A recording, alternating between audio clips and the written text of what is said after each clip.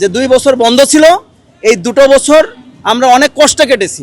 আমি একজন মুক্তিযোদ্ধার সন্তান, হ্যাঁ, আমাদের এটা খুব আশা যে এগুলো ঝামেলা মিটে যাবে, হ্যাঁ, মিটে গিয়ে আমরা আবার সুন্দরভাবে বসবাস করব। তা আমরা চাবো দুই বাংলা যাতে এক হয়ে সুন্দরভাবে আমরা চলাফেরা করতে পারি। অনেক রাজনৈতিক দল এই সুবিধা নেওয়ার জন্য আমাদের দুই দেশের যোগাযোগ বন্ধ রেখেছিল 2টো বছর।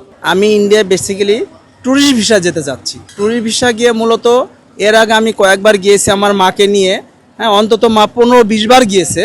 হ্যাঁ, তখন আমরা এই ট্যুরিস্ট ভিসায় নিয়ে গিয়ে তার চিকিৎসা করাতাম, কিন্তু মেডিকেল ভিসার হওয়াতে অনেক টাকা লাগে এবং অনেক মানে রুলস রেগুলেশন মেনটেন্স করতে হয়, সেটা সম্ভব না।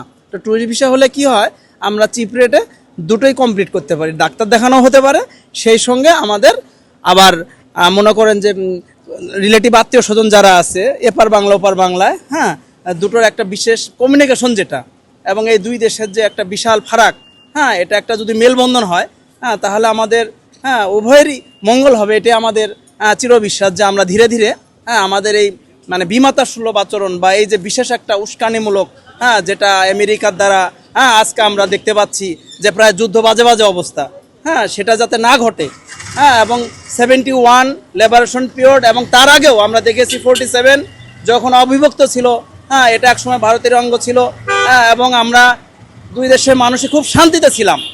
এরকম আমাদের রাত পোহালে যে কখন গোলাগুলি বাজবে, হ্যাঁ, সীমানা নিয়ে উত্তেজিত, এগুলো ছিল না আমাদের মাঝে।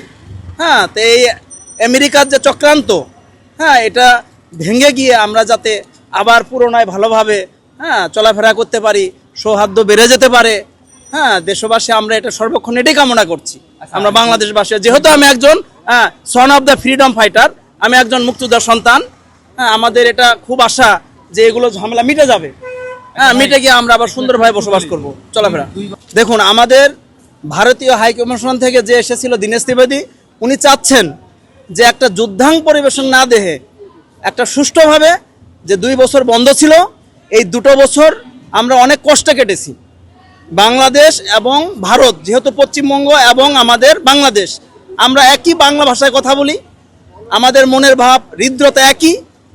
অনেক রাজনৈতিক দল এই সুবিধা নেওয়ার জন্য, এই ঝামেলাটাকে বড় করে বাড়ানোর জন্য আমাদের দুই দেশের যোগাযোগ বন্ধ রেখেছিল 2টো বছর, যেটা খুবই বেদনাদায়ক, খুবই কষ্টের। কারণ আমরা ওখানে গেলে একই জিনিস দেখতে পাই, যেমন দীনেশ ত্রিবেদী দেশে বলে গেছে একই বাংলা একই কথা একই ভাষা, এখানে কোনো ডিফারেন্স নেই। আমরা বাইরের দেশে দেখলে অনেক টাকার দরকার চিকিৎসা, ট্যুরিস্ট ভিসার মধ্য দিয়ে আমরা চিকিৎসায় যেতে পারি। আমরা বাচ্চাকে নিয়ে যখন আমাদের ভ্যাকেশন আসে, যারা সার্ভিস হোল্ডার, আমরা গিয়ে ভারতে ঘুরে আসতে পারি খুব অল্প টাকায়, এবং আমরা বাংলা ভাষায় কথা বলতে পারি। আমরা চীনা ভাষা, জাপানি ভাষা, থাইল্যান্ড ভাষা শেখার কোনো প্রয়োজন নেই, তাই না? যেহেতু আমি একজন স্বাধীনতা সংগ্রামীর ছেলে, তা আমরা চাবো দুই বাংলা যাতে এক হয়ে সুন্দরভাবে আমরা চলাফেরা করতে পারি এবং যুদ্ধাংদেহী যাতে মনোভাব না আসে, এটা আমাদের সবার কাছে।